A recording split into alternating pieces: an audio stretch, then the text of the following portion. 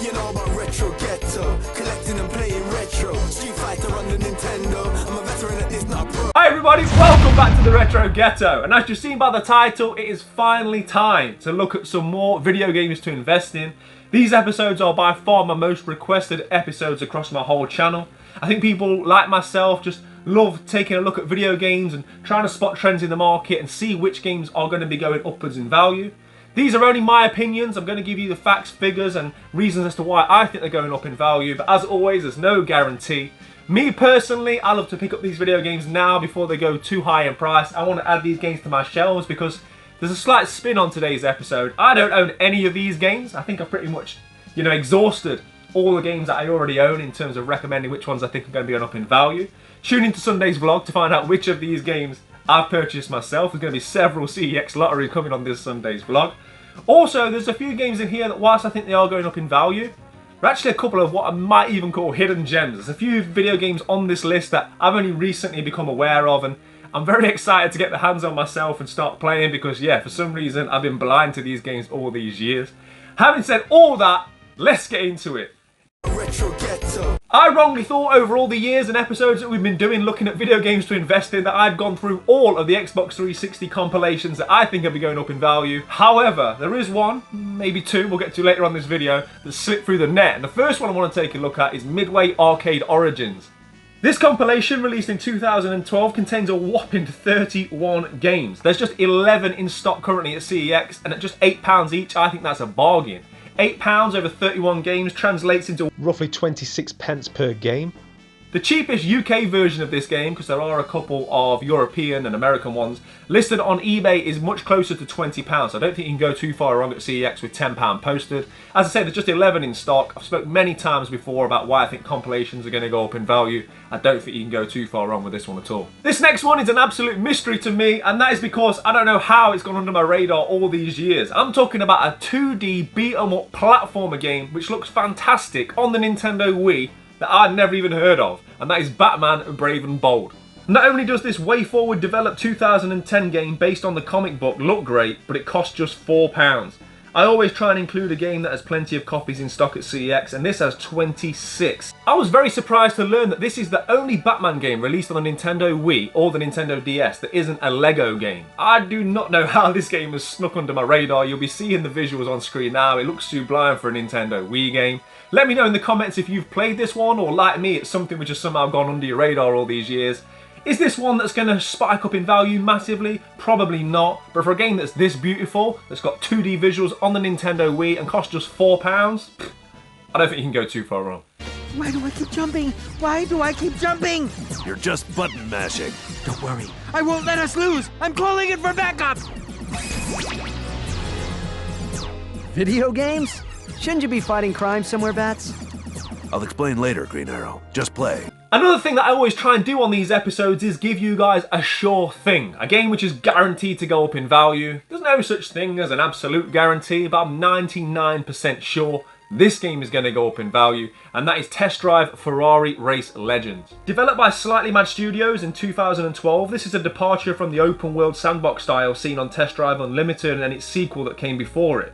This is a more traditional closed-circuit racer, and here's why I think this game is guaranteed to be going up in price. After I purchased my copy, spoiler alert, you'll be seeing that on Sunday's vlog, there's just 2 copies left of this in CEX currently, and they're just £10 each.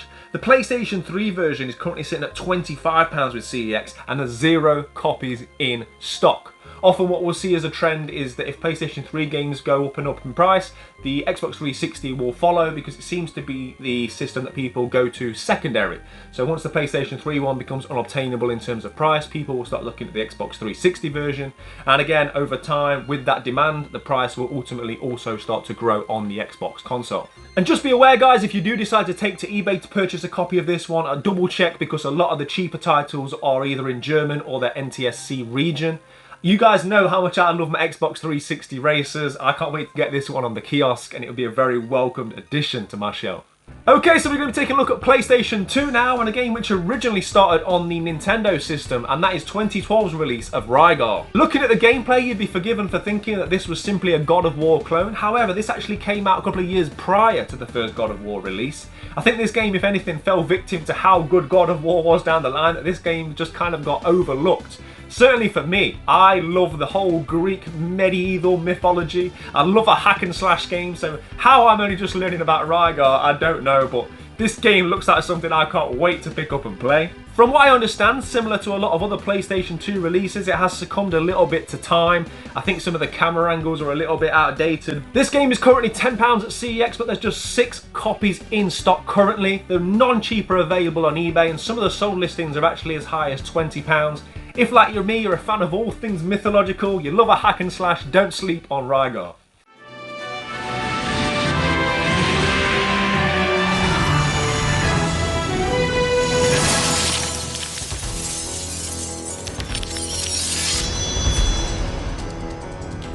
Rygar, the legendary adventure.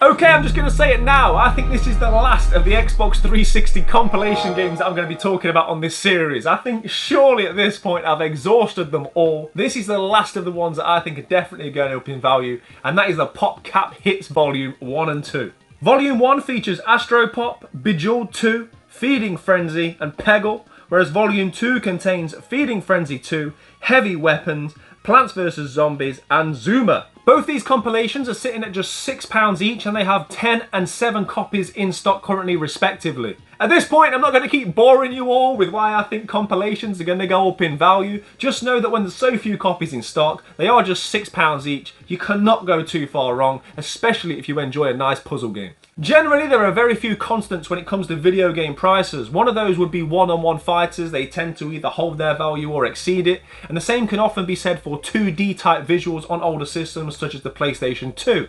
So if you take a one-on-one fighter and you take 2D visuals, you put them together, you get the King of Fighters franchise. There are several King of Fighters releases on the PlayStation 2 era, one of which, 98 Ultimate Match, is actually currently £140 at CEX, and it's out of stock. The one that I want to be highlighting today, however, is King of Fighters 2003.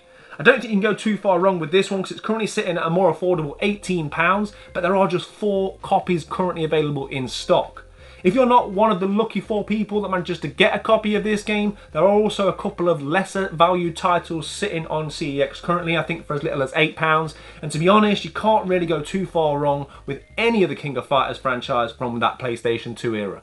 I can only describe this next game as a bit of an anomaly, and that's because it's somewhat uncommon with just 13 copies in stock, and it's very cheap by today's standards at just £3, and that is Xbox 360's Fatal Inertia. This is a 2008 hover car racing game, and from what I can tell, it never actually got a physical release on the PlayStation 3, so if you do want a physical copy of this one, you'll be forced to go down the Xbox 360 route.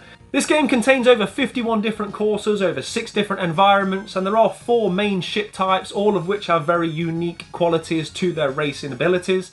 If you've ever played games like Wipeout, or going back a bit further, F-Zero, you know what to expect with this game. From everything that I've looked at and people I know that have played this game, apparently it's good fun. So for £3, with just so few copies in stock, and you can't get a physical on PlayStation 3, you can't go wrong. Okay, so I'm down to my last set of notes, but we're not going to talk about this last game. I really had a lot to say about it. However, this is a game, even though it's so cheap at CEX, it very rarely comes in stock. It came in stock very recently. By the time I'd entered the voucher number and all the different dates that are on those vouchers, somebody had sadly beat me to it, and I've since taken to eBay and paid twice the price that CX have it listed for to have this game coming into my collection. Sadly, it hasn't arrived yet, so I don't want to show it on this video, so keep it locked to Sunday's vlog, and we're going to be taking a look at this game because I've got quite a lot to say about it. But I want you guys to let me know in the comments what you think of this list. Have you played any of these games? Do you agree or disagree on any of these individual titles?